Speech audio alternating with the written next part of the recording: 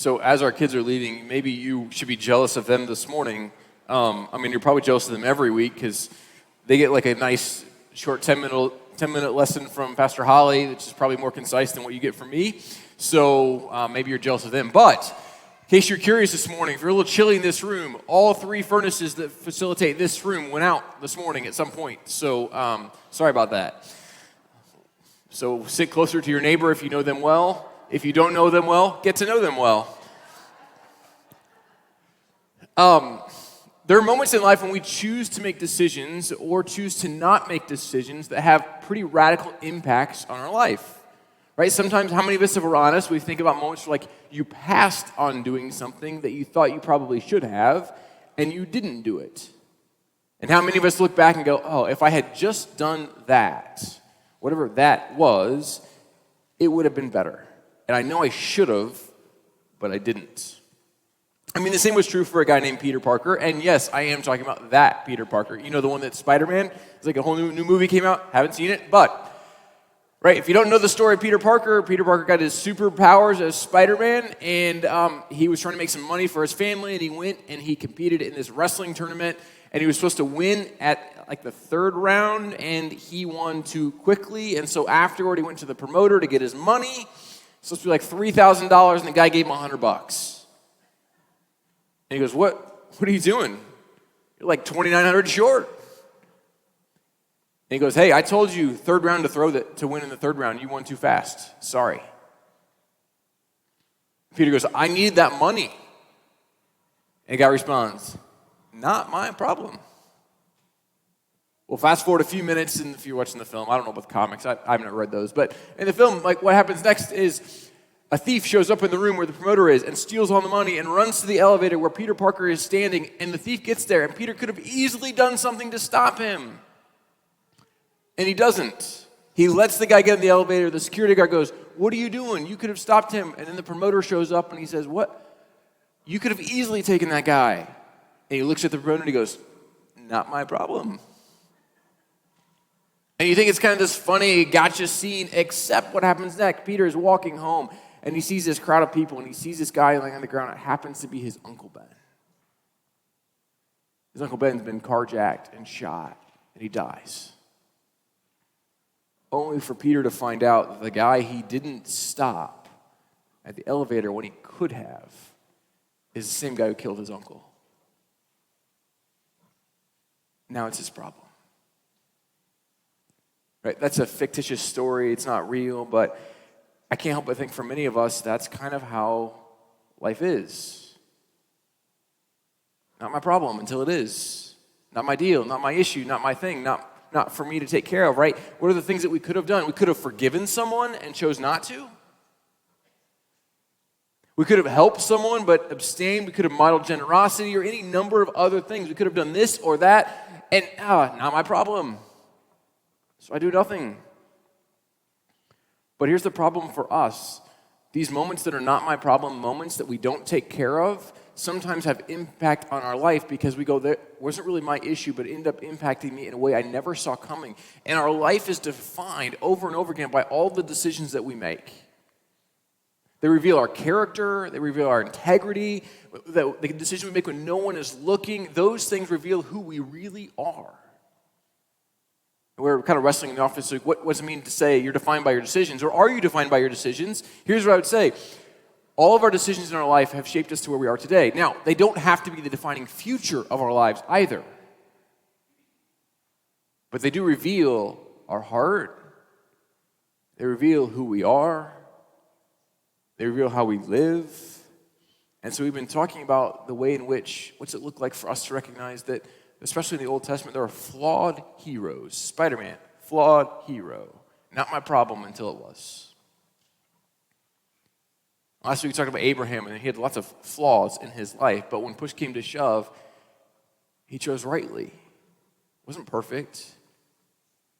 And so we're not looking at Abraham again today, but we're looking at the story of Joseph, and it's a long story. And if you want to open your Bible, good luck keeping up with me, because we're going to look at like 6 or 7 different texts, but you can try.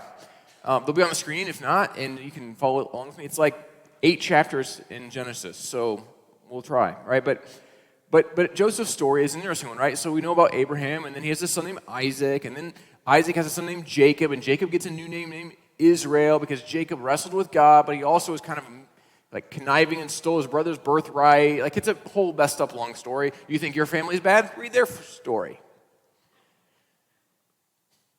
But Jacob goes to this guy named Laban, and he begins to work for him, and he falls in love with a woman named Rachel, and he wants to marry her.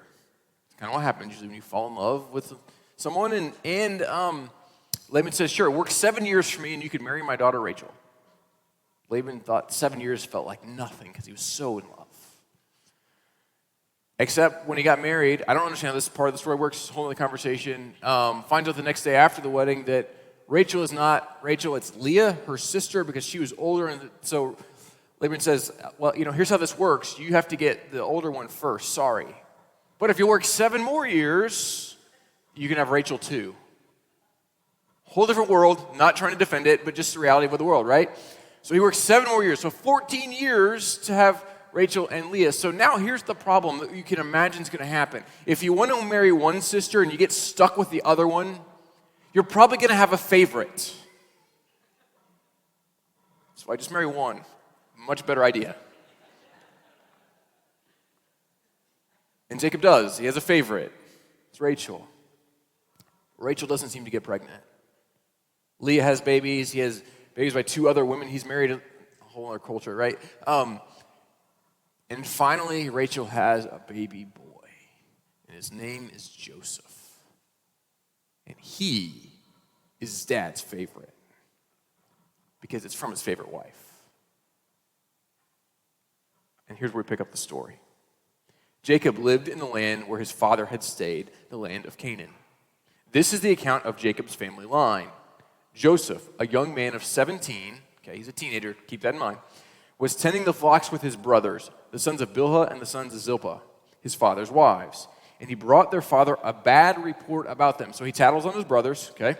Now Israel loved Joseph more than any of his other sons. Bad parenting. Because he had been born to him in his old age. And he made an ornate robe for him. When his brothers saw that their father loved him more than any of them, they hated him and could not speak a kind word to him. Joseph had a dream, and when he told it to his brothers, they hated him all the more. He said to them, listen to this dream I had. We were binding sheaves of grain out in the field when suddenly my sheaf rose and stood upright, while your sheaves gathered around mine and bowed down to it. His brothers said to him, do you intend to reign over us? Will you actually rule us? And they hated him all the more because of his dream and what he had said. Then he had another dream, and he told it to his brothers. Listen, he said, I had another dream, and this time the sun and moon and 11 stars were bowing down to me. When he told his father as well, all his brothers, his father rebuked him and said, what is this dream you had? Will your mother and I and your brothers actually come and bow down to the ground before you? His brothers were jealous of him, but his father kept the matter in mind.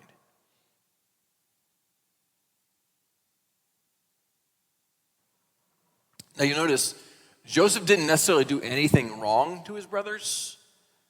He tattled on them, but he was probably telling the truth of what was actually happening. It was not a good report. He didn't do anything wrong by telling them about his dreams. That's not really wrong. Not wise, but not wrong. Right? He's like, hey, basically, I'm better than you, just so you know. You can imagine an arrogant 17-year-old. Not only is he an arrogant 17-year-old, but he's dad's favorite. And who gets the new clothes? Not the older brothers. They didn't get an ornate robe. Like, their robes are not described. Only Joseph gets that. Tattletale, dad's favorite, new clothes. It's not going well already, you can imagine, but you can see what happens next, and here's what we find. Here comes that dreamer, they said to each other. Come now, let's kill him and throw him into one of these cisterns and say that a ferocious animal devoured him. Then we'll see what comes of his dreams. When Reuben heard this, he tried to rescue him from their hands. Let's not take his life, he said. Don't shed any blood. Throw him into this cistern here in the wilderness, but don't lay a hand on him. Reuben said this to rescue him from them and take him back to his father. So when Joseph came to his brothers, they stripped him of his robe, the ornate robe he was wearing, and they took him and threw him into the cistern. The cistern was empty. There was no water in it. As they sat down to eat their meal, they looked up and saw a caravan of Ishmaelites coming from Gilead. Their camels were loaded with spices, balm, and myrrh, and they were on their way to take them down to Egypt. Judah said to his brothers, "What will we gain if we kill our brother and cover up his blood? Come, let's sell him to the Ishmaelites and not lay our hands on him. After all, he is our brother, our own flesh and blood." His brothers agreed. Really good brothers. So when the Midianite merchants came by, his brothers pulled Joseph up out of the cistern and sold him for 20 shekels of silver to the Ishmaelites, who took him to Egypt. When Reuben returned to the cistern and saw that Joseph was not there, he tore his clothes. He went back to his brothers and said, "The boy isn't there. Where can I turn now?" Then they got Joseph's robes, slaughtered a goat, and dipped the robe in the blood. They took the ornate robe back to their father and said, "We found this. Examine to see whether it is your son's robe." You notice they say your son's robe, not our brother's. He recognized it and said, "It's my son's robe. Some ferocious animal has devoured him. Joseph has surely been torn to pieces." Then Jacob tore his clothes, put on sackcloth, and mourned for his son many days. All his sons and daughters came to comfort him, but he refused to be comforted. No, he said, "I will continue to mourn until I join my son in the grave." So his father wept for him. Meanwhile, the Midianites sold Joseph in Egypt to Potiphar, one of Pharaoh's officials, the captain of the guard. Joseph's arrogance, his decision-making as a teenager, choosing to speak when he probably should have stayed silent, didn't do anything wrong, not my problem, but it became his problem by the decision of others. How many of us have said something like this? Like, I didn't do anything, they did. I didn't do that. I didn't do, or I only said. And our culpability, we're pretty quick to deflect blame, right? Have you done that? I have. But then we begin to see Joseph's story as one story in which what we find is that God doesn't cause bad things to happen in our lives, but he can redeem the broken things that have happened. And we see that continue in Joseph's story. Reading on. Now Joseph had been taken down to Egypt. Potiphar, an Egyptian who was one of Pharaoh's officials, the captain of the guard, bought him from the Ishmaelites who had taken him there. The Lord was with Joseph so that he prospered, and he lived in the house of his Egyptian master. When his master saw that the Lord was with him and that the Lord gave him success in everything he did, Joseph found favor in his eyes and became his attendant. Potiphar put him in charge of his household, and he entrusted to his care everything he owned. From that time on, he put him in charge of his household and everything he owned. The Lord blessed the household of the Egyptian because of Joseph. The blessing of the Lord was on everything Potiphar had, both in the house and in the field. So Potiphar left everything he had in Joseph's care. With Joseph in charge, he did not concern himself with anything except the food he ate. So Joseph has gone from being thrown in a cistern, being sold into slavery, being bought as a slave, and now, in the middle of all that, he's found the life finally of some meaning and some value again after having been enslaved. But then we see what happens next. Now, Joseph was well-built and handsome. Not good to look good when your master's not home a lot. And after a while, his master's wife took notice of Joseph and said, "Come to bed with me." But he refused. "With me in charge," he told her, "my master does not have to concern himself with anything in the house. Everything he owns, he has entrusted to my care. No one is greater in this house than I am. My master has withheld nothing from me except you, because you are his wife. How then could I do such a wicked thing and sin against God?" And though she spoke to Joseph day after day, he refused to go to bed with her or even be with her. One day, he went into the house to attend to his duties, and none of the household servants was inside. She caught him by his cloak and said, "Come to bed with me." But he left his cloak in her hand and ran out of the house. This is like a reality TV show. Did you notice that Joseph did his best work not for his own recognition, but for his master's recognition? Everything that Potiphar's house would have flourished, Potiphar would have gotten all the credit, not Joseph. The question I have for you and I is, do we do our best work for the sake of others, or are we concerned about whether or not we get the glory for the work that we do? I think it's an honest question we wrestle with, right? Are we concerned about our own glory, or do we recognize that the work itself is the act of worship? Joseph goes from the arrogant teenager to a person who learns humility. And see, here's the problem with humility. We learn humility by becoming more humble, or we learn humility by being humiliated. And Joseph's story is both. Can it be more humiliating than being the favorite child, stripped of your clothing, thrown in a well, and sold into slavery? It's humiliating. But there's a humility to Joseph that recognizes that God has blessed what he's doing, and he would sin against God, and I'm not going to do that no matter who you are. And so he flees from Potiphar's wife. But the second thing I want us to not miss is when Joseph faced a temptation, he did what all of us should do. When we are confronted by a temptation, whatever that temptation is, our best defense is just to run. Our best response to any temptation in life is to run the other direction. Maybe literally run. Right? Whatever it is you struggle with in life, right? Whatever the struggle is, if we have an addiction, then there are places we do not go, and we turn around and walk the other way. If it's to an electronic device, all kinds of things we can be addicted to on those, even the device itself. Sometimes we have to put it down or get rid of it or move the other way.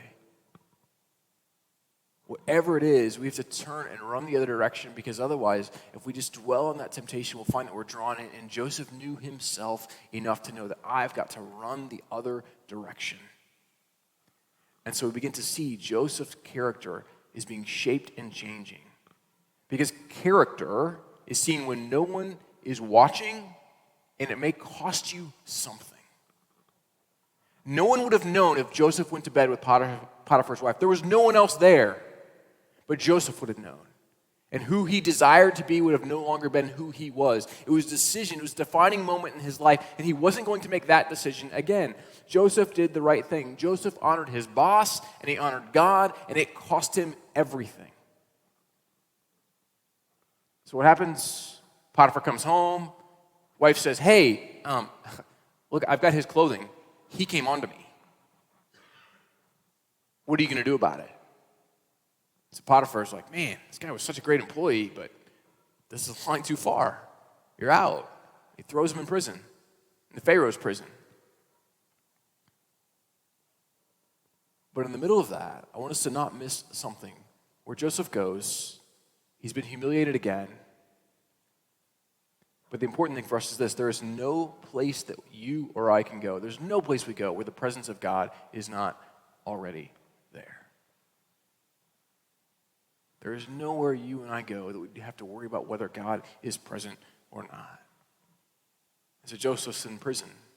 The warden begins to take notice of him, and he begins to bless him even in the prison. And so Joseph finds himself in charge of the other inmates. And so he's there and doing all these things. And then two of Pharaoh's officials get sent to prison: the cupbearer and the baker. And cupbearers are kind of a big deal in the ancient world. And you're like, why is a cupbearer? Like, they carry the cup. Yeah, but they would take the drink first to make sure that Pharaoh didn't die. So it's kind of a dangerous job. Like, you just take sips, but if you died, then obviously we need a new cupbearer, not a new Pharaoh. So that's how that worked. So the baker and the cupbearer are there, and the cupbearer, they have these dreams, and they're kind of distraught. And Joseph sees their distress, and he says to them, "Hey, what's going on with you guys? Like, normally you look a little different than you do today." The cupbearer says, "Well, I had this dream. In my dream, there were these vines, these three vines, and the three vine branches, and I was kind of smashing grapes into the cup so that Pharaoh could have a drink, and I took the cup, and I gave it to Pharaoh, and he took a drink of it, and I just don't know what it meant. I just had this weird dream, and I can't figure out what it means." And Joseph goes, "Well, here, I can tell you what it means." So 3 vines, those are 3 days. And in 3 days, you're going to be restored to your position with Pharaoh, and you're going to keep handing him your cup.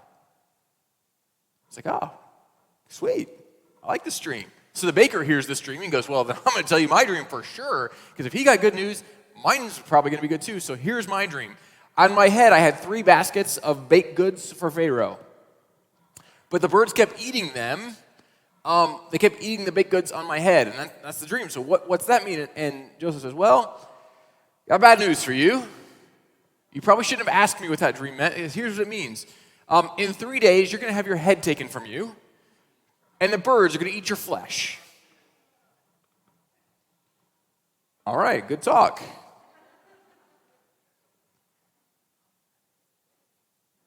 But Joseph said a line, though, to the cupbearer. He said, when you go to Pharaoh, remember me.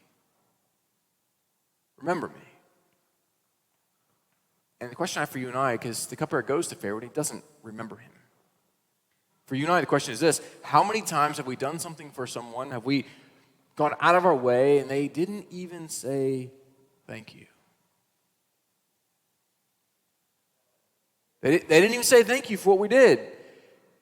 Joseph is blessed with wisdom in the middle of all that's going on in all his circumstances. In prison, he gives good news to the cupbearer. You would think he would remember in prison, but he doesn't. But here's why I think it matters. Character doesn't keep score, and integrity doesn't quit. Those moments when you and I have done the right thing and no one thanks us, if we did it for the right reasons, it doesn't really matter. Because it's what we're supposed to do, if it's who we are. And if we're looking for the accolade, then we might need to check our own hearts about why we do what we do. So here's Joseph in prison, and it's a full 2 years after he's talked to the cupbearer. The cupbearer has been restored to Pharaoh. He's working in the palace. He would have a position of authority, right? In 2 years, he doesn't remember Joseph until Pharaoh has a dream. Pharaoh has this kind of weird dream, right? It involves cows and wheat. And so here's how it works, right? There's this dream. The first dream, there's 7 cows, healthy, good-looking cows, what cows should look like, who are grazing. And then these 7 skinny, ugly cows, right? Cows are not supposed to be skinny. If they're skinny, it's not good. You want fat cows, right? That's kind of the goal. Well, the skinny cows eat the fat cows. The 7 skinny eat the 7 fat. And they're still skinny.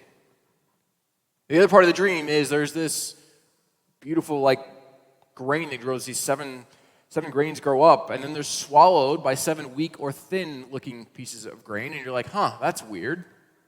The healthy stuff swallowed by the unhealthy stuff. And so Pharaoh has this dream, and he can't shake the dream, and he invites his magicians and wise men and all the people to come and give him answer what this is. And finally, the cupbearer says, hey, there was this guy in prison. He was pretty good at answering dreams. In fact, he nailed it. You remember I was there. I don't remember too much about me being there because I don't want to go there again, but you put me there. And the baker, do you remember the baker, the one you had killed? That guy?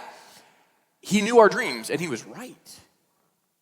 Pharaoh says, well, go get him. And then I don't want you to miss this singular verse from chapter 41, verse 14. So Pharaoh sent for Joseph, and he was quickly brought from the dungeon. When he had shaved and changed his clothes, he came before Pharaoh. When he had shaved and changed his clothes, lest you and I forget, Joseph was in prison. Lest we forget that he would not have been looking good or smelling good. He was so bad that they wouldn't even let him go before Pharaoh until these things had happened. And yet in the middle of these things, he still trusted God. Because he knew who he was.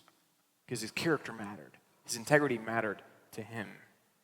And Joseph stands before Pharaoh, and he has nothing left to prove. He has been humiliated more than he could ever be humiliated again. He has nothing to prove, even to Pharaoh. And Pharaoh says this, I know one who can answer your dream. Joseph says, I know one who can answer your dream. God can answer your dream. And so whatever I tell you only comes from him. And he answers Pharaoh, here's what your dream means. All right, the 7 good cows, that's 7 years of plenty. 7 bad cows, That's 7 years of famine. Same thing for the grain, same story. 7 years of plenty, 7 years of not. And he says, here, I tell you what would be wise, Pharaoh would be wise to maybe think about this. For the first 7 years, take 1/5 of everything, all the grain that you can, and store it away. And then when the 7 years of little is there, you'll have more than enough. And so Pharaoh goes, seems like a good plan. In fact, here's what Pharaoh says. The plan seemed good to Pharaoh and to all his officials. So Pharaoh asked them, can we find anyone like this man, one in whom is the Spirit of God? Then Pharaoh said to Joseph, since God has made all this known to you, there is no one so discerning and wise as you. You shall be in charge of my palace, and all my people are to submit to your orders. Only with respect to the throne will I be greater than you. So Pharaoh said to Joseph, I hereby put you in charge of the whole land of Egypt. Then Pharaoh took his signet ring from his finger and put it on Joseph's finger. He dressed him in robes of fine linen and put a gold chain around his neck. He had him ride in a chariot as his second in command. And people shouted before him, make way. Thus he put him in charge of the whole land of Egypt. Joseph never cursed God. I'm sure he was angry with him, but he put his faith in him, and he trusted in the goodness of God. Just like Joseph's story, our mistakes, not my problems of our life, they do have consequences. Sometimes they're devastating consequences, sometimes not so much. But this story is a reminder there's nothing so broken in our life, no decision we have made, that God can't redeem and restore in some way, shape, or form. It's why Paul would write later about in the book of Romans that God works all things for the good of those who love him. It's not that God does all good things for you. But God can take the decisions you and I have made, and he can redeem them and take what seems to be so broken and beyond repair and make them right. It doesn't mean God doesn't let bad things happen or us make poor decisions, because you and I have probably lived enough to have made plenty of poor decisions that we regret. But what Paul wants us to know is this, that doesn't have to define your life. Those decisions you and I have made, they do not have to be the defining characteristics of our life. Our character and our integrity are not defined by a singular decision or two. There's all the little decisions you and I make for our whole life. Which ones are going to weigh out and win in the end? And God can use our broken experiences, and he can redeem them, and he can restore them. And Joseph goes from prison, the dungeon it says, to being the most powerful man in Egypt besides Pharaoh.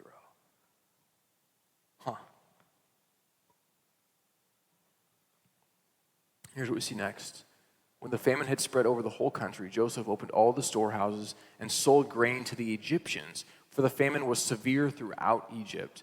And all the world came to Egypt to buy grain from Joseph, because the famine was severe everywhere. Right? Did you catch that? All the world came to Joseph, the slave, Joseph, the arrogant teenager, Joseph, dad's favorite, Joseph, the one who'd been in prison, Joseph, the one accused of trying to sleep with his boss's wife, Joseph, all the world comes to Joseph. And Joseph finally probably feels like life is working out for me. And that would be a good end of the story, except that's not the end of the story. The whole world was coming to Egypt. And then his brothers show up because they're hungry too. These same brothers who hated him, who plotted how to have him killed, who thought he was worthless and despised how their dad loved him, they come to Egypt and they come to him, and he could do anything he wants to do to them, anything. And they bow before him. He calls them spies. I don't know if that was kind of getting even or not. That's a whole other conversation. But he also learns he has another brother he's never met named Benjamin from his mom, Rachel. And Joseph concocts a plan to meet his other brother. Holds him in captivity for 3 days in custody. And I can only imagine what you would want to do, but here's what we see happens. On the third day, Joseph said to them, "Do this and you will live, for I fear God.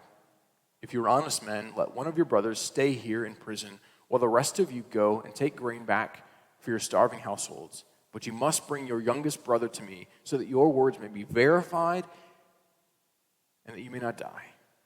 This they proceeded to do. They said to one another, "Surely we are being punished because of our brother. We saw how distressed he was when he pleaded with us for his life, but we would not listen. That's why this distress has come on us." Reuben replied, "Didn't I tell you not to sin against the boy? But you wouldn't listen. Now we must give an accounting for his blood." They did not realize that Joseph could understand them, since he was using an interpreter. He turned away from them and began to weep, but then came back and spoke to them again.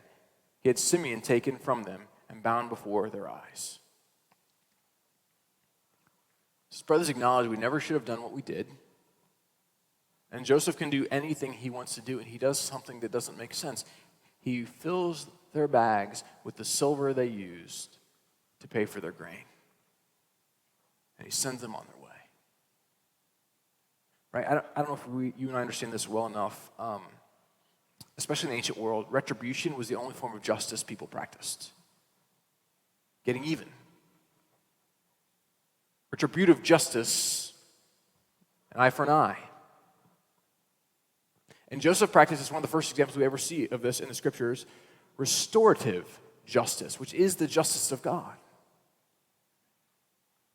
And Joseph models for us the actual grace of Jesus in this very scene, when he could do anything he wants to do. He could get even, and he wouldn't be wronged by anything in his culture. He chooses not to. He models the very character and nature of God. Retribution never wins in the end. Retribution is never how God desires for us to live. Retribution is not right. Restorative is the way of God.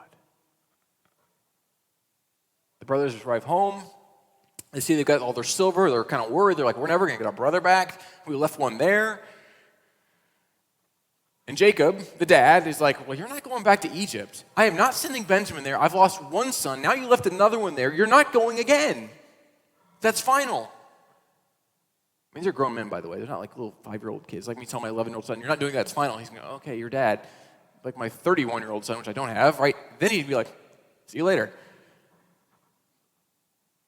But dad tells him, "You're not going." But the famine is so severe, they're starving. And Jacob knows that if I don't do this, I'm literally going to lose my entire family. They're all going to die. And so he sends the brothers back to Egypt, this time with Benjamin. See, chapter 43, Joseph prepares a meal for them, brings them all, and gives Benjamin 5 times what everybody else gets, and he sits at the other table because Egyptians would have not sat with Israelites. This wouldn't have been appropriate. And then he sends them on their way, packs all their silver again with all their grain, and he does something that, it's a little bit kind of devious. He places his cup into Benjamin's bag, and to take the master's cup would have been like symbolic of like spitting in their face. You just didn't do that. It just was everything about you would take the very cup that I drink from. What is wrong with you? And he throws it in Benjamin's bag, and then he sends his servant, and he gets to them and he says, "After all my master's done for you, you would take his cup? What's wrong with you guys?" And the brothers are like, "No chance we would ever have done that. You can look in all our stuff. If you find that cup, you can take that brother back with you." And they open the bags, and sure enough, there in Benjamin's bag, we find the cup. And the brothers are freaked out now. Our dad's he's going to hate us. He doesn't know that we sold one son off to slavery who's probably dead now, and he's really going to hate us if this. He says, And so they run and they plead their case to Joseph. They listen, if you do this, if you take this kid, if you keep him, our father will literally die. And then we see what happens next. Then Joseph could no longer control himself before all his attendants, and he cried out, "Have everyone leave my presence." So there was no one with Joseph when he made himself known to his brothers. And he wept so loudly that the Egyptians heard him. and Pharaoh's household heard about it. Joseph said to his brothers, "I am Joseph. Is my father still living?" For his brothers were not able to answer him because they were terrified at his presence. They're planning on retribution, not restoration. Then Joseph said to his brothers, "Come close to me." When they had done so, he said, "I am your brother Joseph, the one you sold into Egypt.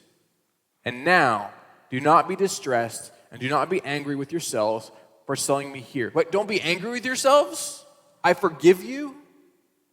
Because it was to save lives that God sent me ahead of you. For 2 years now, there has been famine in the land, and for the next 5 years, there will be no plowing and reaping. But God sent me ahead of you to preserve for you a remnant on earth and to save your lives by a great deliverance. So then, it was not you who sent me here, but God. God takes the moments of our lives that seem to be so broken, where nothing good can come from, and he brings something good out of them if we allow him to shape who we are, our character, and our integrity. The decisions we make when no one is watching have great impact on who we are. This story is a story of a God who is at work among his people. The story of Joseph is a story of redemption. It's a story of a God who desires to redeem our past mistakes, our not my problem moments. But Joseph's story also shows us that our character matters. When confronted with an opportunity to get even with those who had wronged him, he could have had Potiphar thrown in prison or Potiphar's wife. He could have done whatever he wanted to his brothers. He could have strung them up. He could have done anything to them, and they deserved it. He chose mercy and grace instead. What Joseph models for us, if we will spend more time with God, it will be more shaped in his image, and we'll learn to live into ways and systems that don't make sense in the world in which we live. And Joseph's character points forward to the character and integrity of Jesus, who offers you and I restoration and redemption in spite of our past, in spite of the decisions you and I have made. God can redeem and restore and make them new. And are you and I willing to believe there is a God who is present with us in the good times and the bad? Just like Joseph? You and I are invited today to receive God's divine mercy. But there's a catch. Just like Joseph, we are called to be givers of God's divine mercy, especially to those who don't deserve it. Why? It speaks to our character, not theirs. It speaks to our character, not theirs. Today, God is wanting to redeem others' stories. And he is wanting to use you and I as his vessels of grace. Will we join him? Will we allow him to use us? Will we be people who, instead of practicing retribution, even when it's earned, will practice restoration by our lives? Will we be the vessels of God's grace? Will you and I, too, be flawed heroes used by God? Father, we thank you for this opportunity to gather together today, for the way you draw us near, for the way you love us. As we pray to sing these words about in Christ alone that we find our hope, that maybe we would truly find our hope only in you, that your Son desires to redeem and restore and make all things new. That today we might make decisions about our future, recognizing that our past decisions have had impact on how we got to where we are today. But our future doesn't have to be defined by those decisions. We can come to know a God who redeems and restores and makes all things new and wants to bless our lives in a way we never thought possible. But the greatest blessing isn't we're going to have more stuff or more money or more whatever, but it's that we would come to know your presence more and more. And so, Father, we ask that you might come near to us in a way that only you can. We might know the depth of your love and your grace and your mercy. That we might know you in such a way that just like Joseph, when we have been wronged by others, we can respond with restorative grace, and we can be vessels of your mercy and givers of your hope. We ask that we might too be like Jesus, that when people threw their worst at him, his words were, Father, forgive them. May we choose that as our way of life as well. And we know we cannot do it apart from you and the work of your Spirit in our lives. And so we pray all of this in your Son Jesus' name.